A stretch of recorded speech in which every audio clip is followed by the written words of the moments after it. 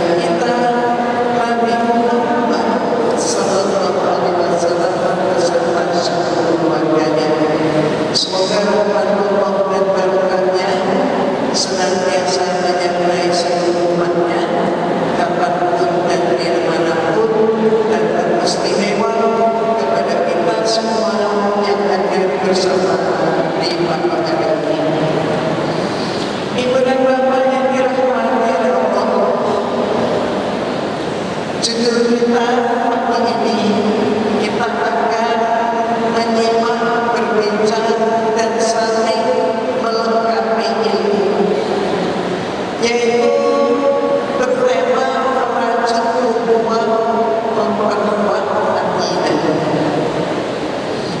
Mohon maaf, itu foto masjid mana ya?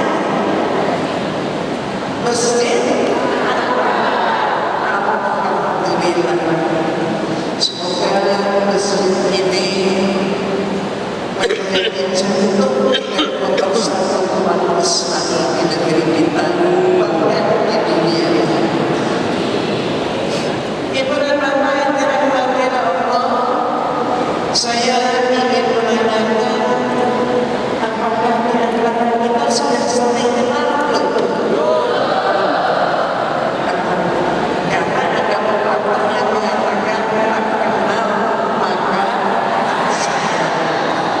Mudah-mudahan ibu dan bapak, terutama ibu mengenal saya dengan satu kalimat saja.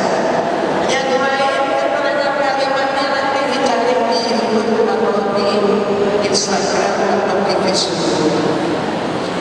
Satu kalimat saja untuk memperkenalkan diri. Saya seringkali disebut oleh sebagian dari umat kita, ada yang menyebut saya dengan istilah mantan kafir. Dan disebut dengan istilah mantan kafir, saya katakan alhamdulillah, sebab mantan kafirnya mantan. Jadi mantan kafir adalah orang yang mendapatkan hidayah Allah. Tapi kalau disebut mantan Islam, alhamdulillah, karena yang bersangkutan bukan mendapatkan hidayah Allah, tapi justru mendapatkan laknat Allah. Ibu dan bapak yang dirahmati oleh Allah, ada yang bertanya, kegiatan hidup saya apa? Kegiatan hidup saya, alhamdulillah, saya tetap menulis, saya tetap berceramah, dan juga di ceramahnya ditambah dengan satu kemudahan, yaitu dengan sosial media. Dan kemudian saya pun menerima amanah untuk membina sebuah yayasan yang bernama Kirina Center, yang mempunyai pondok pesantren khusus mu'allafah. Apa ini maksudnya mu'allafah? Mu'allafah dari kata mu'allaf. Ini mu'allafah, jadi khusus untuk mu'allaf yang berbuat. Jadi orang yang baru masuk Islam, orang yang baru belajar Islam dari kalangan perempuan. Mengapa ada pondok pesantren ini? Karena saat ini kita bisa melihat dengan seksama mu'allafah dan mu'allaf. Mu'allafah yang saya tangani. Jadi kalau mu'allafah itu tidak terbina dengan baik dan benar, maka bisa dipastikan dia hidup dalam keadaan berguncang, dan tidak mustahil dia akan ingkar kembali. Tapi kalau dia bertahan dari seorang ibu yang, mohon maaf, lemah iman dan akidahnya, apa yang bisa kita harapkan untuk anak-anak yang lahir darinya? Itulah pentingnya pembinaan pengenalan Islam kepada para mu'allafah. Di mana tempatnya adalah di wilayah Bogor, yaitu di Sentul Selatan. Udaranya juga dingin, itu adalah perbukitan, dan kita bisa lihat bangunan yang sederhana. Ini adalah musola. Saat ini lantai 2 adalah untuk perpustakaan, dan kemudian kita bisa melihat lebih lanjut, ini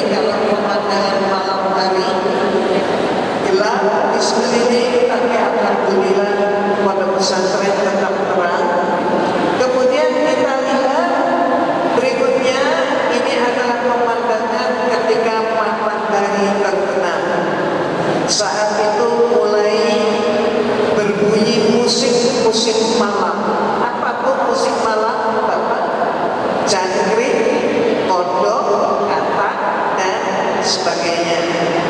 Dan kemudian kalau pagi hari ini adalah asrama di malam hari. Dan kemudian kita lihat ini suasana sudah pagi, maka berganti dengan musik di pagi hari. Ayam jantan berkokok, burung-burung berkicau gitu, sampai ada cangkuk juga masih banyak tumbuh.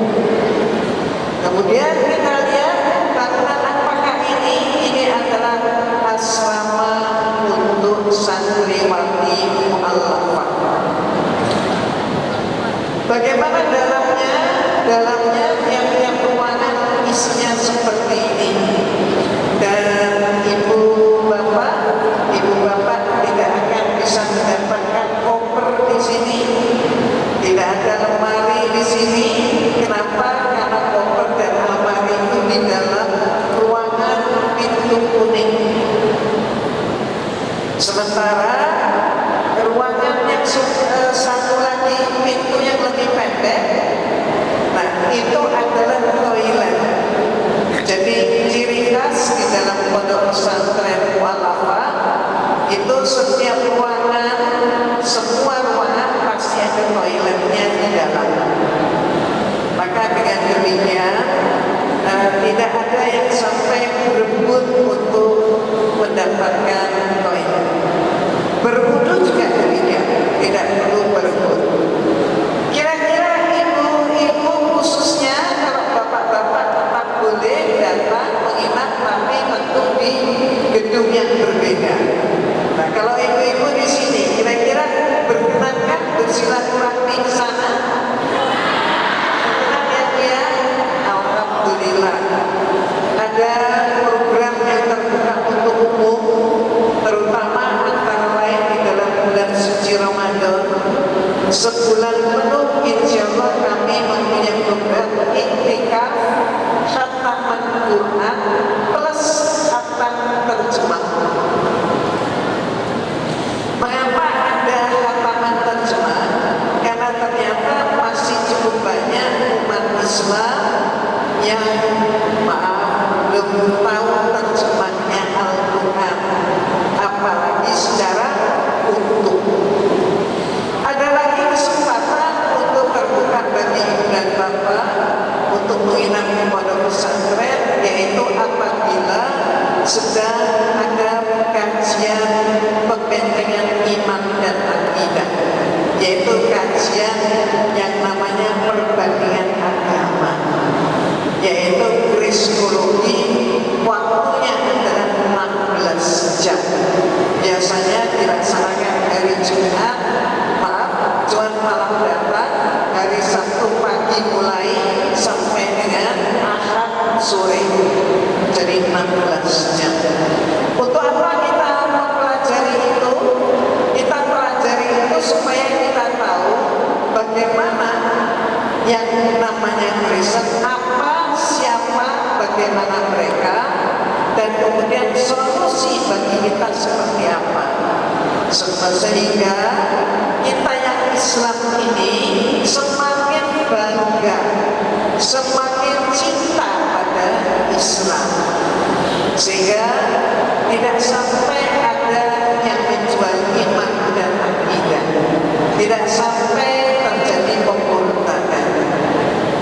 Mohon maaf, juga tidak sampai terjadi, mohon maaf, kebingungan ketika misalnya ada peristiwa belakangan ini tentang ceramahnya Ustaz Abdus Somad 3 tahun yang lalu.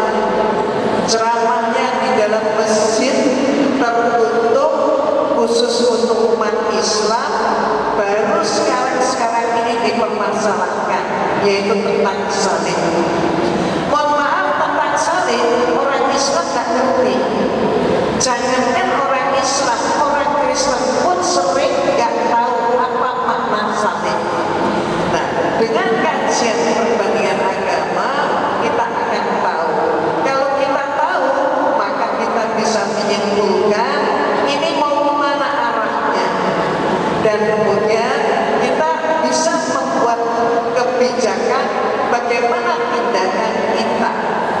Bagaimana solusi dakwah kita?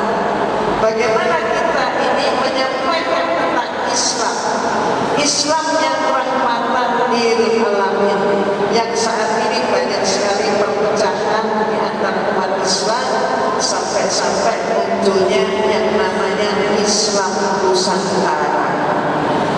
Betul? Mudah-mudahan Islam Nusantara akan masuk di Aceh Tenggara. Nah, Ibu dan Bapak nanti bikin tadi itu lantai 1, kalau lantai 2 kamar-kamarnya seperti ini. Kondisinya tetap sama. Oke, berikutnya ini adalah ruang makan. Seperti ini kalau malam hari kita lihat lagi. Kita masuk ke materi, silakan. Ibu dan Bapak yang dirahmati oleh Allah, berbahagialah kita yang oleh Allah diberi nikmat iman dan nikmat Islam. Bahkan oleh Allah kita diberi gelar sebagai khairul ummah, sebaik-baiknya umat. Maka kita oleh Allah diberi gelar seperti itu, dan kita pun juga diberi kewajiban. Ada hak, ada kewajiban. Apa kewajiban kita? Coba kita tengok di dalam surat At-Tahrim, antara lain surat At-Tahrim ayat 6 yang sudah sangat kita kenal. Saya langsung pada ayat Allah yang bergaris hijau. Ku anfusakum wa ahlikum nar. Artinya apa? Jauhkan dirimu dan keluargamu dari api neraka. Ibu dan Bapak yang dirahmati Allah, coba kita ingat kembali dosa apa yang Allah tidak berkenan memberikan ampunan. Dosa pembunuh Allah masih memberi ampunan. Dosa pencuri Allah memberi ampunan. Yang lain-lain masih diberi ampunan kecuali satu ini. Apa itu? Apa itu? Dosa syirik. Dosa karena mempersekutukan Allah. Caranya dengan menyatakan Allah itu enggak cuma satu. Allah itu ada 2, ada 3, ada seterusnya lah. Allah itu tidak mutlak. Allah itu bukan satu-satunya tempat bergantung. Ada tempat bergantung yang lain. Mohon maaf, misalnya menyatakan apa? Bahwa kalau sholat nggak terkabul, sholat terlalu lama, maka datang kepada orang pinter, katanya store uang di rumah dikumpulkan 5 juta, distorin ke orang pinter, bulannya bawa 50 juta, katanya.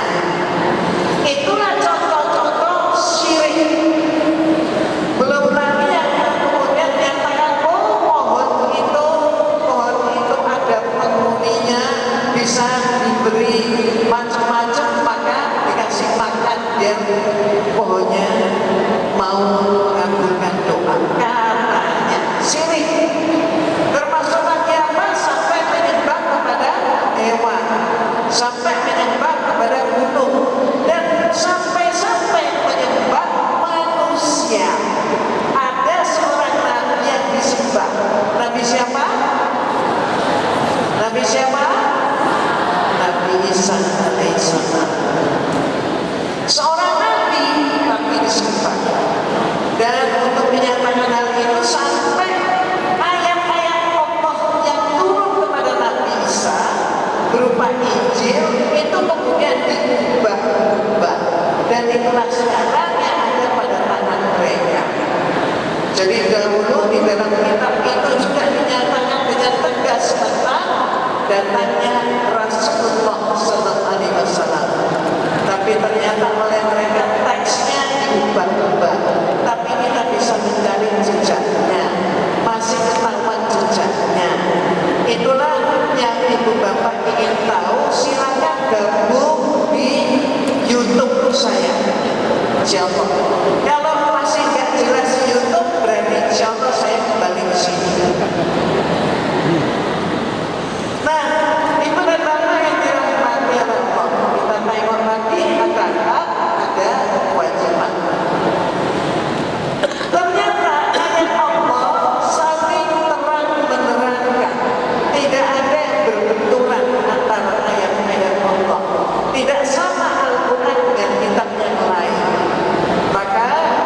surat Al-Baqarah ayat 120 misalnya, disinilah Allah berfirman, walam tado akal yahudu walam nasoro hatta tabi'a ila al-ayat, yaitu orang-orang Yahudi dan Nasrani tidak akan senang kepada kamu hingga kamu mengikuti milah mereka. Ayat Allah ini, mohon maaf, demikian jelas dan gamblang, masih juga dipelajari. Jadi coba kita lihat ayat Allah ini diawali dengan kalimat lan, walan tado akal yahudu walan nasoro, dan seterusnya. Jadi bukan la tapi lan kita membacanya. Apa makna la? Apa makna lan? La adalah tidak, lan adalah tidak pernah, tidak akan pernah, bahkan never, never and never. Itu adalah makna lan. Jadi apa artinya? Artinya dua golongan ini Allah menyatakan orang-orang Yahudi dan Nasrani tidak akan senang kepada kamu hingga kamu mengikuti milah mereka. Apa yang disebut dengan milah? Milah itu apa? Ada 3 komponen dalam milah, yaitu agama, budaya, dan kemudian pola pikir. Jadi sekarang ini bahkan muncul kebijakan di kalangan mereka, gak perlu orang Islam itu mengganti KTP-nya menjadi Kristen, tapi cukup pikirannya, cukup perilakunya, cukup peradabannya, budayanya yang Kristen, sudah orang itu masuk milah mereka, sudah menjalankan agenda-agenda mereka. Allah menyatakan seperti ini. Kenapa? Karena kasih sayang Allah kepada kita, karena kita ini dijadikan khairul ummah. Maka Allah sudah membentengi kita. Allah memberikan kepada kita penghargaan yang demikian tinggi, dan sekaligus Allah pun memberi kewajiban kepada kita, pertahankan nikmat yang paling istimewa, yaitu nikmat iman dan nikmat Islam. Karena dengan nikmat iman dan Islam itulah kita akan hidup dengan aman, damai, adil, makmur, bermartabat. Kalau kita keluar dari kerangka itu, maka kita pun akan terpuruk sebagaimana terpuruknya mereka. Nah, Ibu dan Bapak, contohnya apa? Guncangan-guncangan terhadap umat Islam ini kita bisa melihat mulai dari yang kecil-kecil termasuk sembako. Sementara sembako itu masih bisa memurtadkan orang Islam, berarti negeri ini belum sejahtera. Dan ternyata masih banyak berhasil dijawab. Nah, Ibu dan Bapak yang dirahmati Allah, saya ingin lebih fokus lagi. Contoh apa? Termasuk contoh yang menimpa Ustaz Abdus Somad, yaitu tentang salib. Salib ini, mohon maaf, pertama-tama saya nyatakan itu di YouTube saya, dan mudah-mudahan bisa saya tingkatkan jadi buku. Tapi silakan masuk di YouTube saya. Maka di situ saya tulis sangat mengejutkan mereka, yaitu apa? Salib bukan simbol Kristen. Nah, kalau begitu simbolnya siapa? Coba kita lihat. Salib memang memang dipakai oleh umat Kristen sebagai simbol, tapi sesungguhnya simbol ini adalah simbol peradaban kuno sebelum Kristen. Jadi sebelum Kristen sudah ada simbol salib. Next. Nah, kita akan cermati ternyata Nabi Isa alaihissalam yang mereka sebut Yesus. Nah,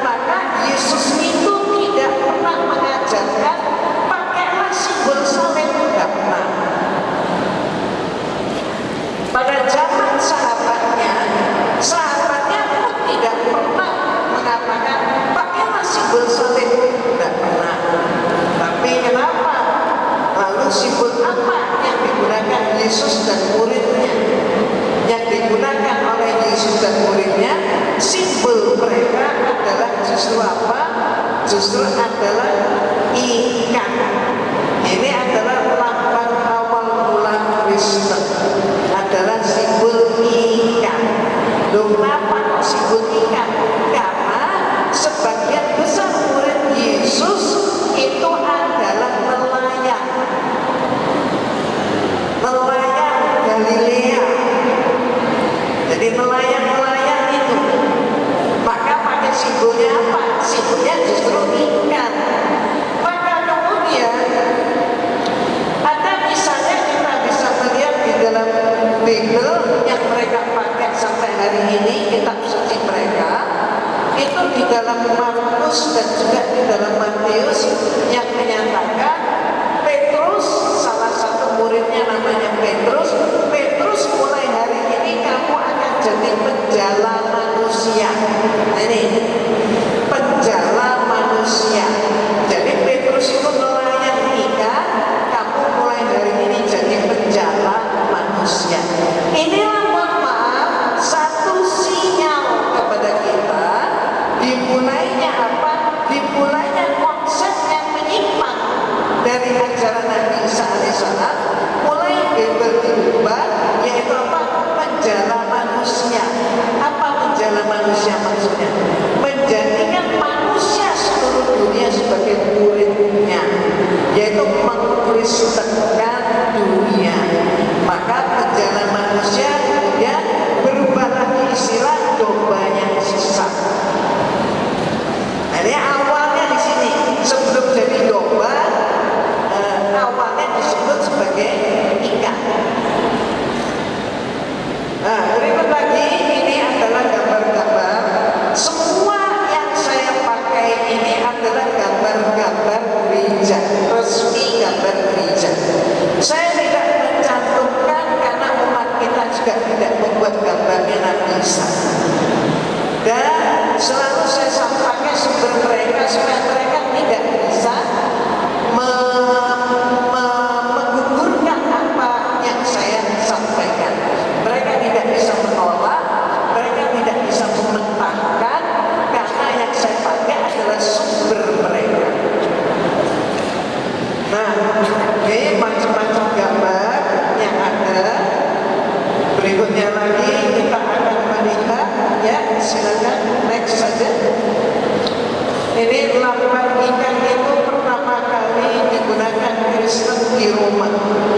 Ini sampai hari ini simbol yang dipakai Yesus dan muridnya berupa ikan ini masih ada di ornamen-ornamen gereja. Masih ada sampai hari ini. Next lagi. Ya, awal mula simbol salib Kristen itu dari mana? Silakan. Nah, ini saya bagi dalam 4 fase. Dari mana simbol salib itu awalnya dari gugus bintang selatan, alat astrolog kuno, simbol pagan, alat penyiksaan Romawi. Nah, ini ada 4 macam. Awalnya di mana? Awalnya para nelayan melihat itu di langit, kalau dihubungkan ada berupa gugus bintang selatan membentuk salib.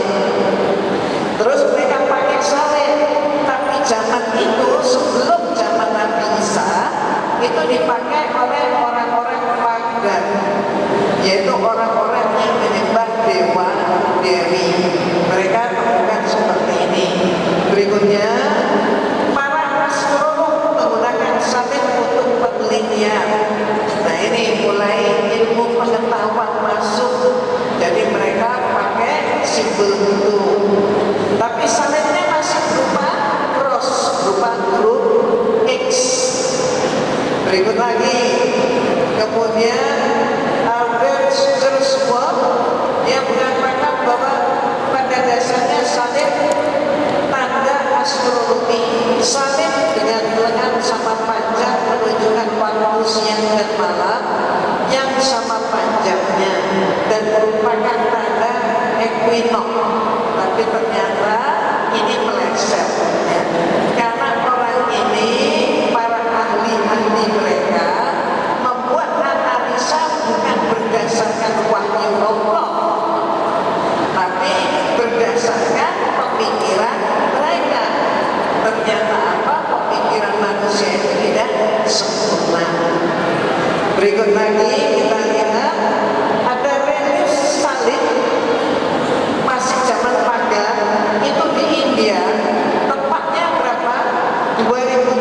sebelum Masehi sudah ada simbol salib dipakai.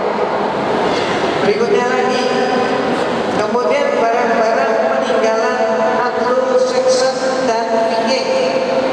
Jadi koleksinya seperti ini juga sudah pakai simbol salib. Ya, next, kemudian ada sebuah ensiklopedia of Funk and Old Age menyebutkan bahwa tanda salib sudah digunakan sebagai lambang sebelum zaman Kristen. Jadi sudah banyak buku, diantaranya sudah 2 buku yang saya ulas. Ternyata itu adalah simbol pagan, simbol berhala.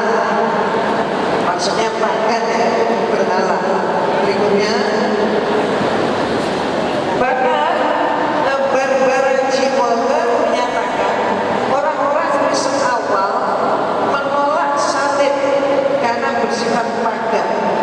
Patung-patung awal Yesus juga tidak ada orangnya. Tapi kemudian dalam sambaran gembala yang baik yang membawa domba. Ini yang tulis adalah Barbara G. Walker. Jadi artinya apa?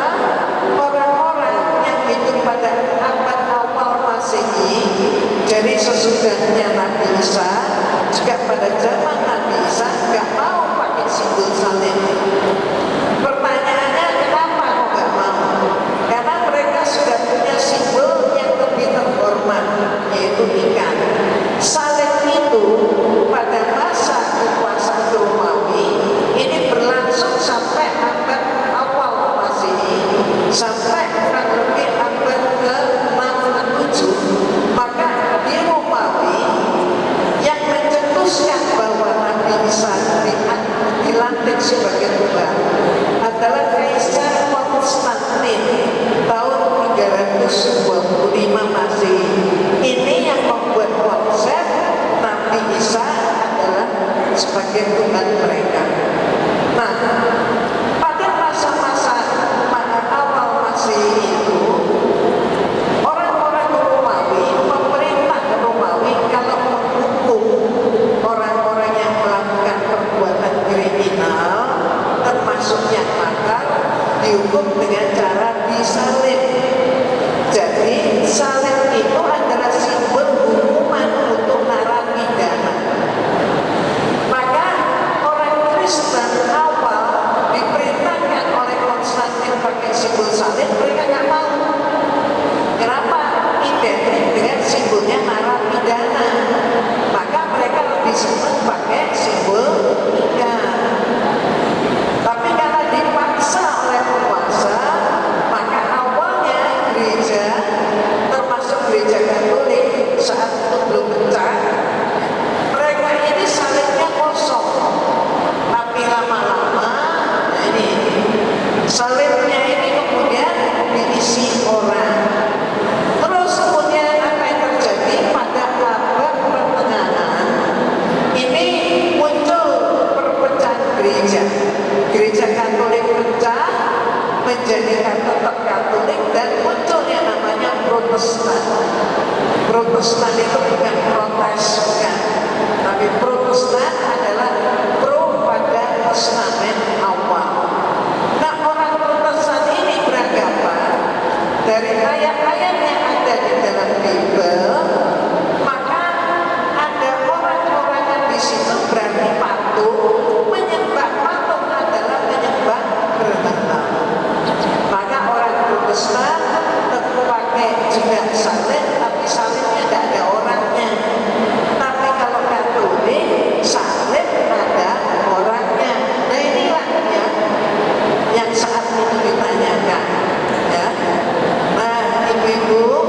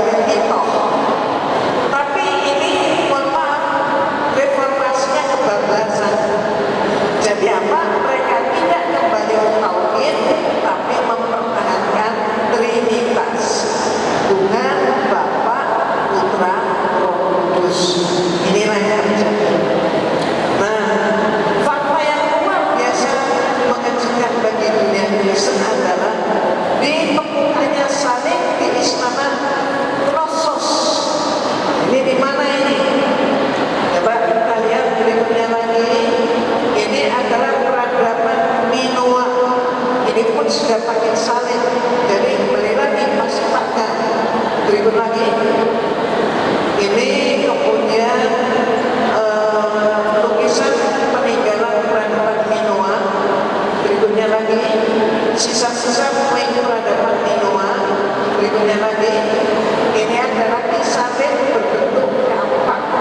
Nah, nanti ibu-ibu akan bisa lihat bahwa ternyata salib itu setidak-tidaknya ada 16 macam salib.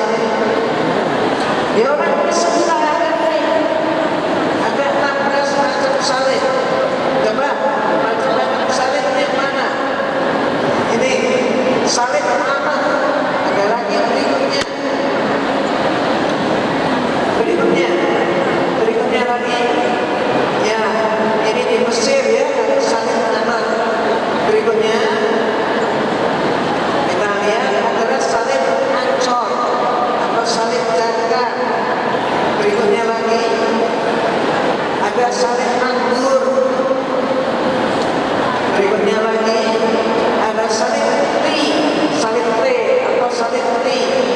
Jadi sebenarnya orang disalib itu seperti apa? Orang Kristen juga banyak yang nggak ngerti.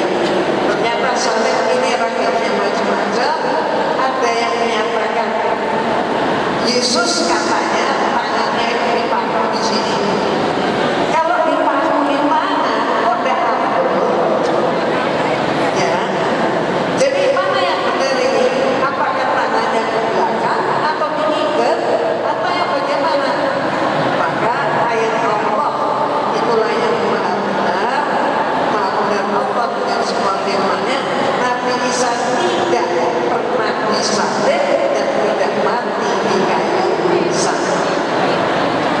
Oke, kita lihat lagi berikutnya. Ini macam-macam salib di cross. Ada lagi salibnya kayak begini. Tengah itu merupakan tongkat gembala. Kemudian pakai huruf X, huruf yang dimaknai sebagai Kristus Sang Penggembala. Ada seperti itu. Berikutnya lagi, ini salib bulan sabit. Berikut lagi ada salib Plutone. Ini di Rusia. Kemudian salib keempat ini di Ukraina. Kita lihat lagi ada salib tetes darah yang berupa bulat-bulat lambang darah. Terus ada lagi berikutnya salib Santo Andreas. Ini pakai huruf X. Kemudian salib intersection. Berikutnya lagi salib Yunani.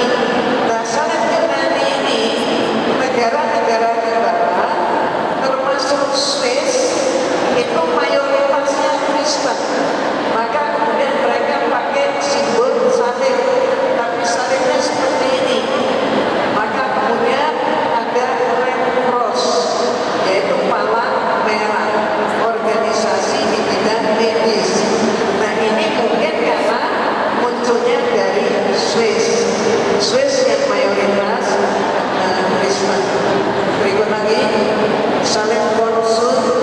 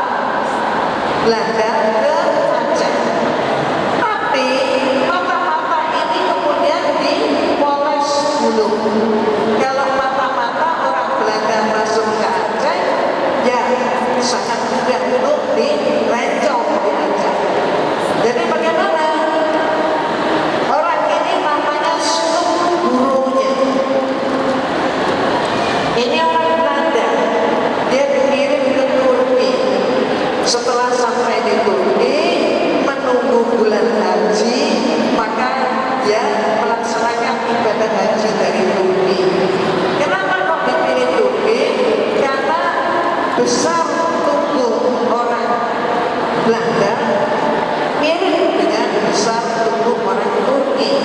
Jadi dikirim ke Turki. Setelah sampai di Turki, ibadah haji, ya ibadah haji dari Turki. Disitulah namanya diubah menjadi Abdul Ghaffar. Masuk Turki namanya jadi Abdul Ghaffar. Maka kemudian selesai haji namanya dari Haji Abdul Ghaffar. Setelah selesai haji nggak langsung pulang,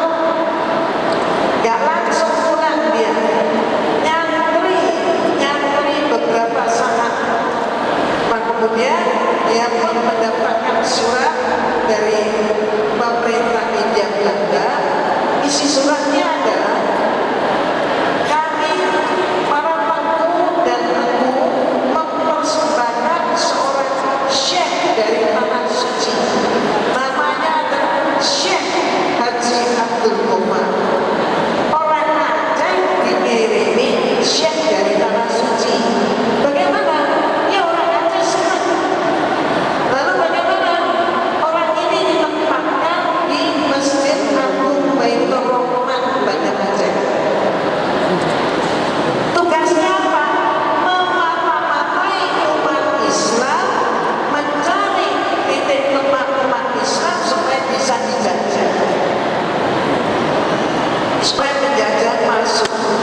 Ternyata setelah menjabat sebagai imam besar di Masjid Baitur Rahman, maka beberapa saat kemudian dia melihat ini orang Aceh ini bahaya.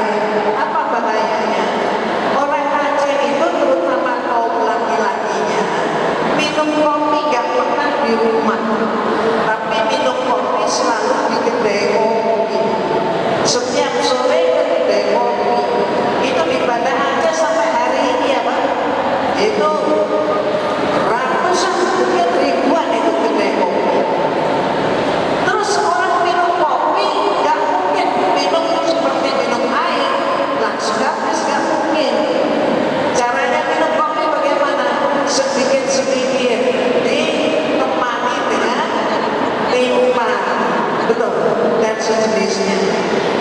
Maka kopinya habis, bicara belum selesai, tambah air panas lagi, lebih panjang. Nah ini kau bapak kerjanya begitu. Kalau ibu-ibu mungkin kopi, tapi ini bapak-bapak yang diomongin apa? Politik. Maka sampai hari ini orang Aceh itu terkenal dengan ngomong. Kenapa? Karena sudah latihan berpolitik. Politik itu apa? Strategi. Politik itu apa? Siasat. Nah ini bagi semua, oh ini bahayanya orang Aceh. Kalau Aceh ini dibiarkan berpolitik, bisa-bisa Aceh yang sudah menyatu dengan Turki saat itu bisa menguasai dunia. Bahaya ini. Maka dia mengumpulkan orang Islam, umat Islam dikumpulkan di Masjid Baitur Rahman, dia beri fatwa. Fatwanya stop yang pertama adalah nyata. Hai orang Islam, kenapa kamu berpolitik? Orang Islam kaget. Orang Islam tanya, kenapa dia politik? Politik kan bagus, baik. Apa fatwanya? Stop. Syekh dari tanah suci katanya fatwanya adalah politik itu haram. Oh kaget orang Islam yang bilang syekh dari tanah suci politik itu haram. Jadi bagaimana? Tinggalkan politik biar dikuasai oleh orang kafir. Orang kafir itu supaya nyungsep masuk neraka karena berpolitik. Jadi kami bagaimana? Orang Islam cukup berzikir. Maka orang Islam di Aceh taat, ditipu sama stop, meninggalkan politik. Akibatnya apa? Ini nyebar seluruh tanah air. Akibatnya banyak sekali kita jumpai orang Islam tidak mengerti politik. Ketika saat ini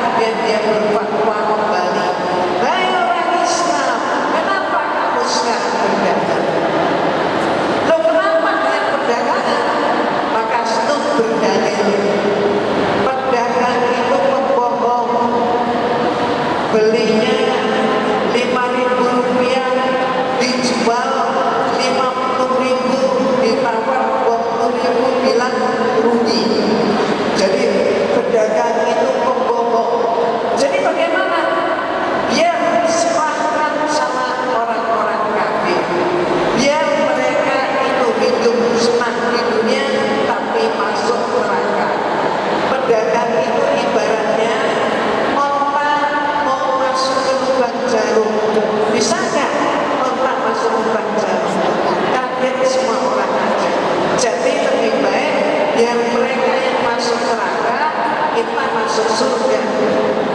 Snow tidak pernah menyampaikan bahwa tangan di atas lebih mulia daripada tangan di bawah.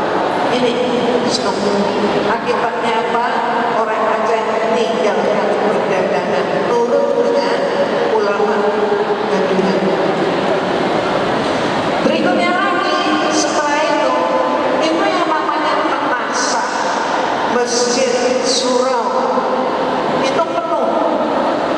Ternyata umat Islam sudah membentuk kajian-kajian tafsir, hadis, tafsir, terus rajin semuanya menerjemahkan dan menafsirkan ayat Allah. Kaget seluruh ada-ada aja orang Aceh. Sekarang kok malah menafsirkan Al-Quran. Ini bahaya kalau sampai Al-Quran ini dipahami oleh umat Islam. Jadi bagaimana? Sebaiknya kata Rasul, Al-Quran itu terbatas seperti baca dongeng. Jadi bagaimana? Kemudian dia berfatwa, hai orang Islam, jangan sekali-kali kamu menerjemahkan Al-Quran. Salah baca, salah terjemah, kamu masuk neraka. Akibatnya apa? Ajaran ini kemudian fatwanya sendiri menyebar seluruh Indonesia tanpa diteliti, tanpa dikaji.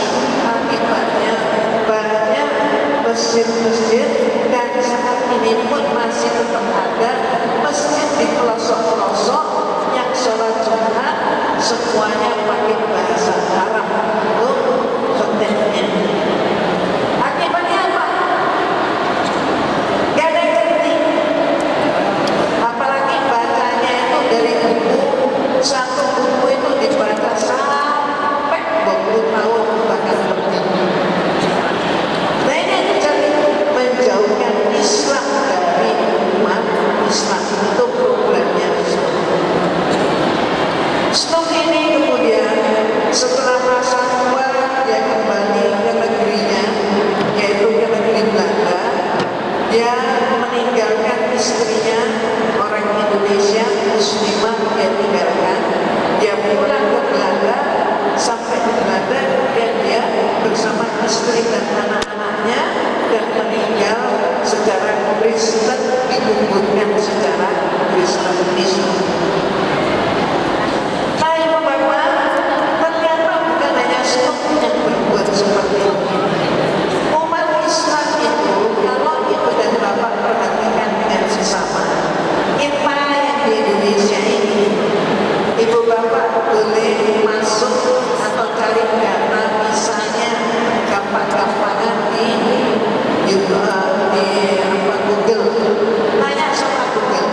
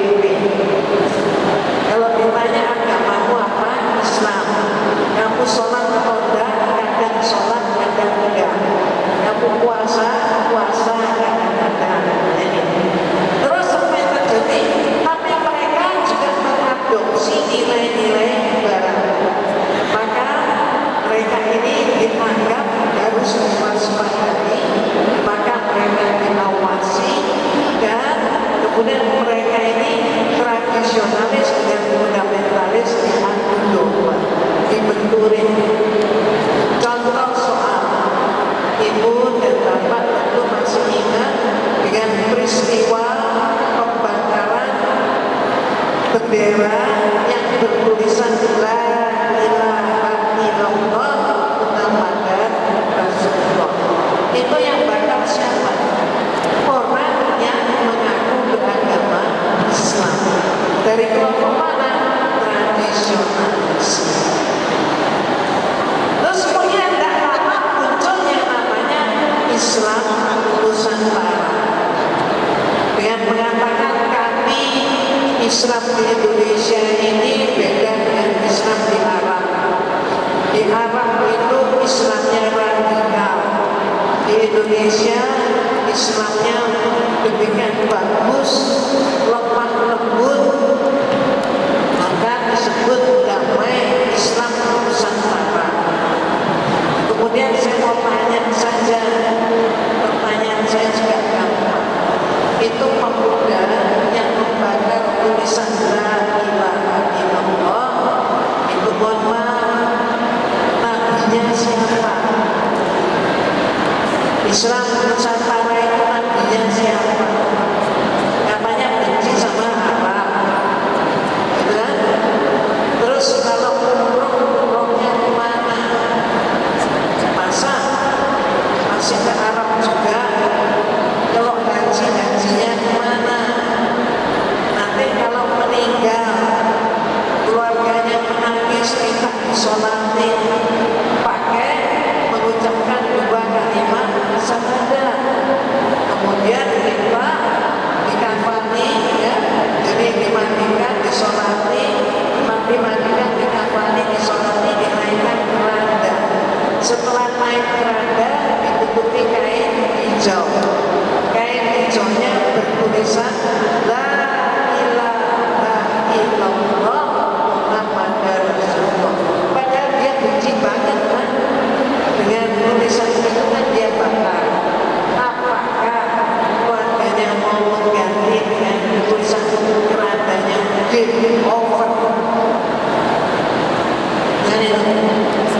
Ya, nah, ibu dan bapak, dengan penyampaian ini saya ingin menyatakan sekali lagi, kita sedang dipecah belah. Ini intinya, kita sedang dipecah belah dan caranya dengan tipuan macam-macam. Inilah yang harus kita pahami. Nah, berikutnya yang ketiga yaitu dengan kelompok modernis. Nah, kelompok modernis inilah yang anti terhadap penerapan syariat Islam. Inilah kelompok-kelompok modernis dan yang satu lagi nanti saya dengar. Inilah yang kemudian berjuang supaya surat al-kafirun pun diganti dengan surat non-muslim. Contohnya, jadi nggak boleh ada surat al-kafirun, jangan nyebut kafir. Padahal makna kafir apa? Nggak ngerti juga. Kalau ada yang ngerti berarti pura-pura nggak ngerti, pura-pura dalam pengaruh. Jadi ayat Allah itu umumnya diubah-ubah sebagaimana pemikiran pemilik daripada pemikiran, yaitu Reds Corporation. Itu pun kitab suci mereka itu sudah tidak original, sudah banyak berubah. Islam mau dibuat seperti ini. Nah, berikutnya mereka ini, coba kembali lagi, mereka ini dianggap menerima nilai barat, maka harus didukung. Statusnya apa? Indonesia kalau Islamnya Islam liberal, maka aman, maka jadi antek, maka dibesarkan. Nah ini, mohon maaf. Berikutnya lagi kita lihat yang keempat, yaitu apa?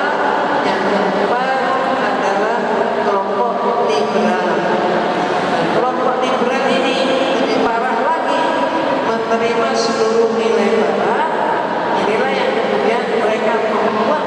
sampai berpikiran buat Al-Quran menandingi Al-Quran yang diturunkan oleh Allah Subhanahu wa Ta'ala. Dan mereka inilah yang ubah-ubah terjemahan Al-Quran. Maka sekarang kita pun harus paham terjemahan supaya kalau diubah kita tahu. Termasuk surah Al-Maidah ayat 51, ibu bapak boleh lihat di Al-Quran terbitannya sekarang tidak ada satu pun yang menyebut Al-Maidah 51 itu sebagai pemimpin, tapi semuanya menyatakan sebagai teman akrab, sahabat setia. Jadi itu seperti pelintirkan. Dan ini terjadi pada Turki zaman Mustafa Kemal Atatürk. Dan Turki di bawah Mustafa Kemal Atatürk bagaimana? Hancur. Dan sekarang Turki alhamdulillah membaik lagi, mencuat menjadi negara yang sukses. Kenapa?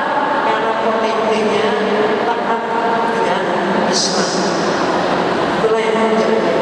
Nah, ibu dan bapak yang dirahmati Allah, maka inilah komunitas internasional yang mempunyai perjuangan untuk menghancurkan Islam dengan menentang ayat-ayat yang ada dalam Al-Quran dan menunjukkan bahwa Al-Quran itu tidak akurat. Jadi manusia tapi ingin dianggap lebih pintar daripada Allah. Berikutnya, mendorong perpecahan antar kaum fundamentalis. Jadi sangat hati-hati antar kaum fundamentalis pun diambil domba. Dan terhadap hal-hal seperti ini, ibu dan bapak juga sudah tahu bahwa ulama-ulama kita pun sudah ada yang berhasil dipecah belah. Nah, inilah yang kita harus waspada. Ibu dan bapak yang dirahmati Allah, maka dengan melihat perkembangan yang ada, marilah kita membentengi keluarga kita, menguatkan iman dan akidah kita, supaya kita ini tidak sampai menjadi korban.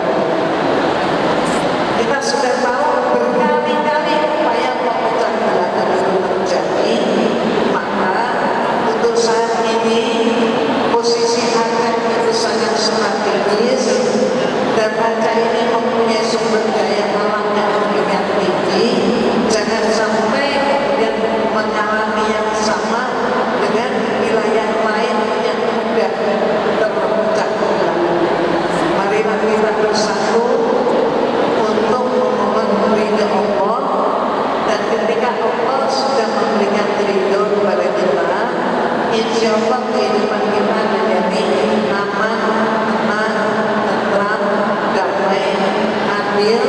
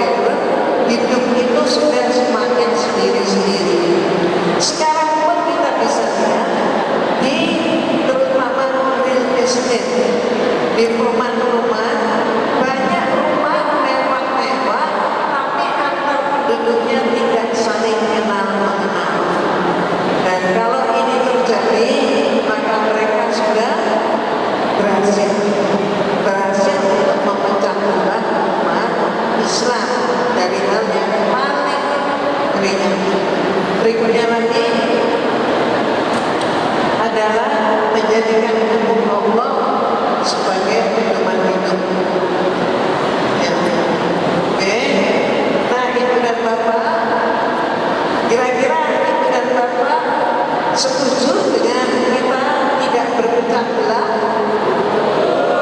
Setuju? Berkenankah ibu dan bapak berjuang bersama-sama dengan saya?